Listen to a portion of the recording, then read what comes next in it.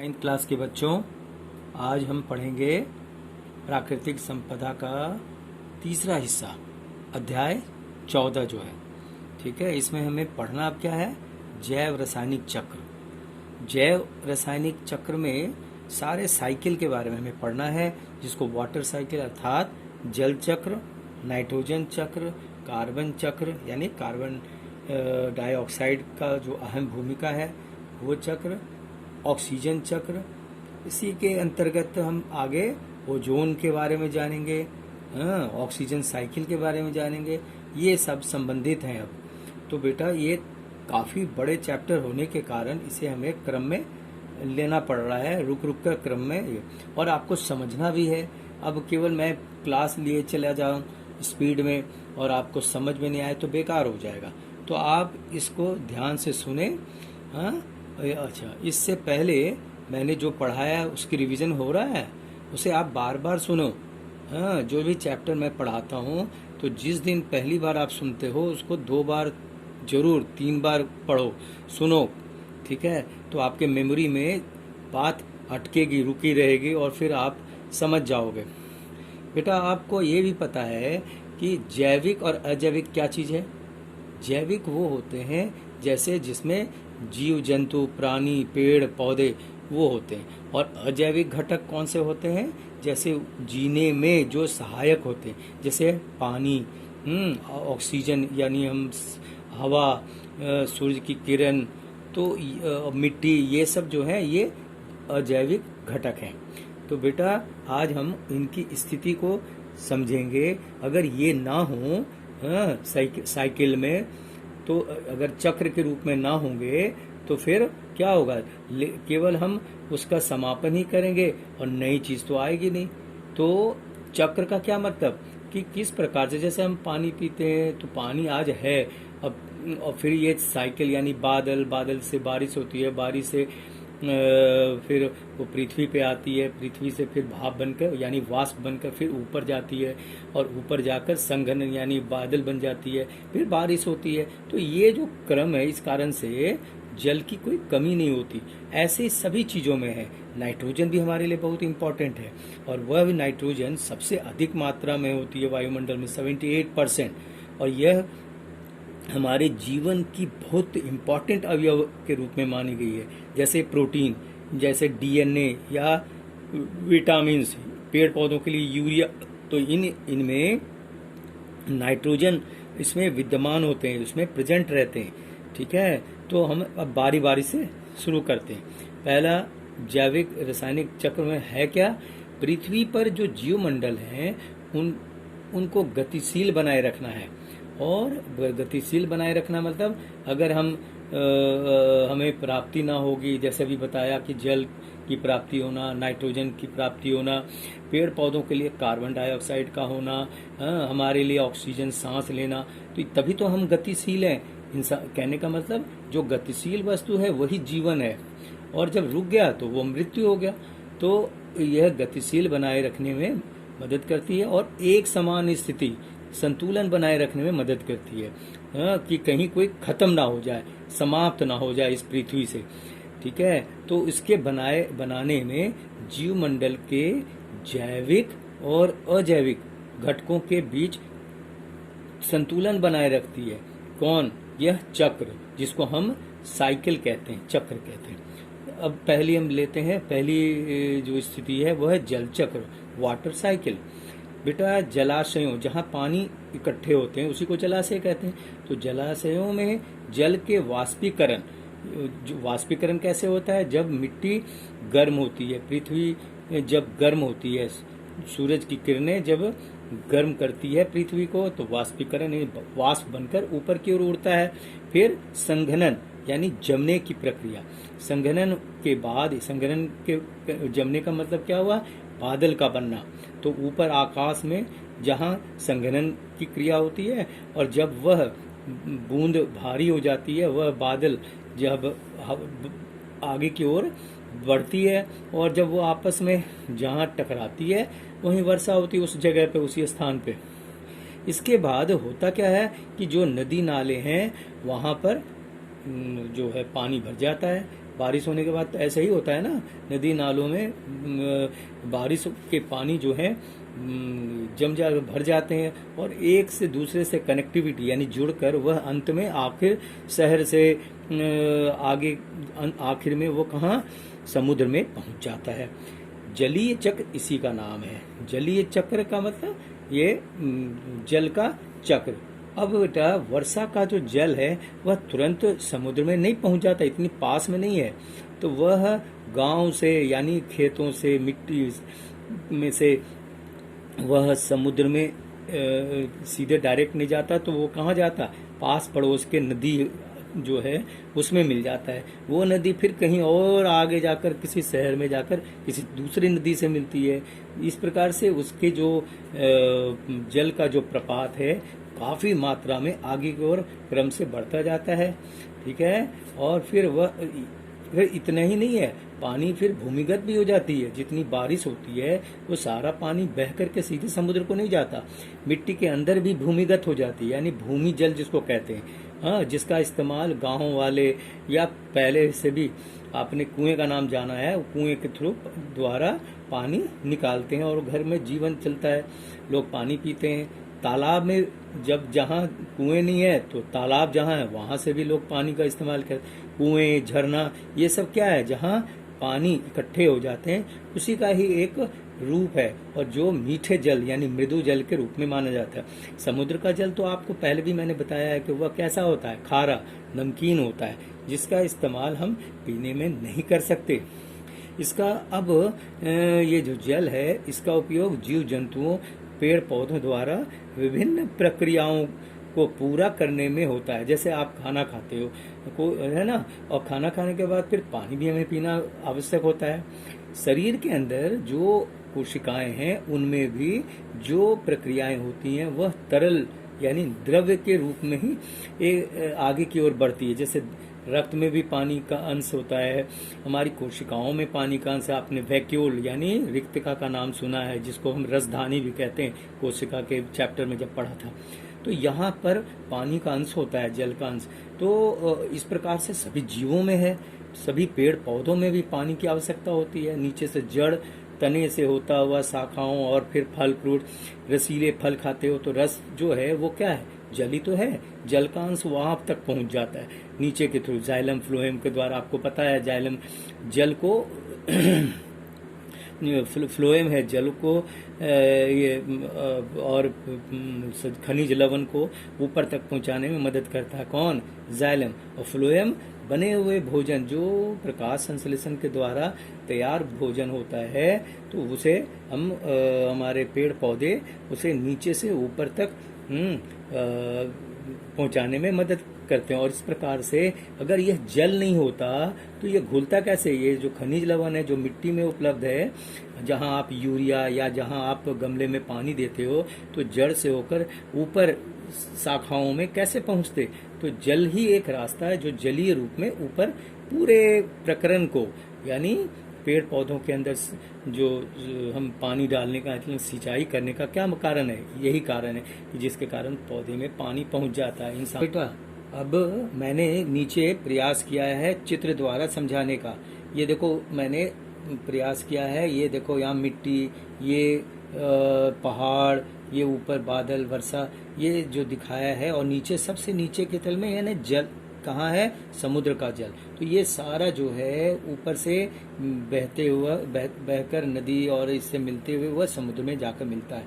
यह फिर ऊपर वाष्पीकरण होती है, जब सूर्य की रोशनी आती है तो गर्मी के कारण से, मैंने बताया था आपको, विकिरण द्वारा, संवहन द्वारा ये ऊपर की तरफ जाकर फिर बादल बनती है और फिर बारिश होती है। इस प्रकार से यह क्रम ऊपर नीचे पृथ्वी पे जल लौट कर आती है, फिर यही जल फिर ऊपर वाष्प बन। तो इस प्रकार से यह आप अपने बुक कॉपी में अच्छे चित्र बनाएंगे, रंगीन चित्र बना सकते हो। आगे नाइट्रोजन चक्र पढ़ेंगे हम। हमारे वायुमंडल में 78% नाइट्रोजन गैस है। यह जीवन के लिए बहुत ही आवश्यक है, मैंने अभी भी बताया।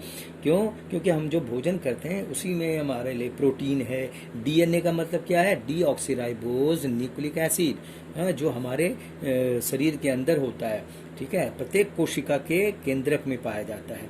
ठीक, इसी के द्वारा हमारे अंदर के गुणसूत्र यानी क्रोमोसोम्स बनते हैं, और फिर हमारे इस गुण को जो हमारे में है वह गुण आगे के पीढ़ी दर पीढ़ी जाता है। तो ये डीएनए ही एक ऐसी चीज है। आगे बेटा, न्यूक्लिक एसिड यानी न्यूक्लिक अम्ल तथा विटामिन एवं पेड़ पौधों में यूरिया में भी यह क्या है? नाइट्रोजन पाया जाता है। और यह नाइट्रोजन हमारी इस पृथ्वी पे होना बहुत ही जरूरी है, और ये चक्र के रूप में, ये खत्म ना हो, तो इसलिए यह चक्र के रूप में है। नीचे आना, पृथ्वी पे आना, पृथ्वी से फिर ऊपर वातावरण में पहुंचना, ये ऑक्सीजन अपनी उपस्थिति बताता है। नाइट्रोजन स्थिरीकरण आपने पहले भी सुना है। नाइट्रोजन का स्थिरीकरण के लिए कौन होते हैं जिम्मेवार? आपको पता है, राइजोबियम बैक्टीरिया। हाँ, और फिर ये कहाँ होता है? पेड़ पौधों, फलीदार पौधे जो द्विबीजपत्री यानी दाल वाले वर्ग वाले पौधों के बीजों के जड़ों में, जो पौधे होते हैं उनकी जड़ों में जब आप बाहर निकालोगे पौधे को, तो उसमें वह देखने को मिलता है। तो ये किस काम के लिए आते हैं? ये स्थिरीकरण के लिए, नाइट्रोजन स्थिरीकरण के लिए। बेटा, बिजली जब चमकती है तो उस वक्त उच्च ताप और दाब के कारण से नाइट्रोजन परमाणु जो है वह ऑक्साइड में बदल जाता है। यह जल में घुलकर नाइट्रिक तथा नाइट्रस अम्ल बनाते हैं तथा वर्षा के साथ भूमि पर आते हैं, और फिर पौधे नाइट्रेट्स और नाइट्राइट्स में बदल जाने, नाइट्रेट्स के रूप में यह ग्रहण करते हैं। और यह जो नाइट्रेट्स एंड नाइट्राइट्स है को ग्रहण करने के बाद यह अमीनो अम्ल में बदल जाते हैं। अमीनो एसिड, अमीनो अम्ल इसी का नाम, तभी बन जाते हैं। इसका उपयोग प्रोटीन बनाने में भी होता है। किसका? नाइट्रोजन का, नाइट्राइट्स का, नाइट्रेट्स का। ये सारे नाइट्रोजन से ही के ही रूप हैं, अलग अलग रूप हैं, जो जंतुओं द्वारा प्रयोग में लिए जाते हैं। बेटा, पौधों और जंतुओं की मृत्यु जब होती है तो वह मृत्यु होने के बाद वह फिर मिट्टी से मिल जाती है, और मिट्टी में उपस्थित जो बैक्टीरिया है वो नाइट्रोजन को नाइट्रेट्स और नाइट्राइट्स में बदल देते हैं। हाँ, ये क्रम चलता रहता है।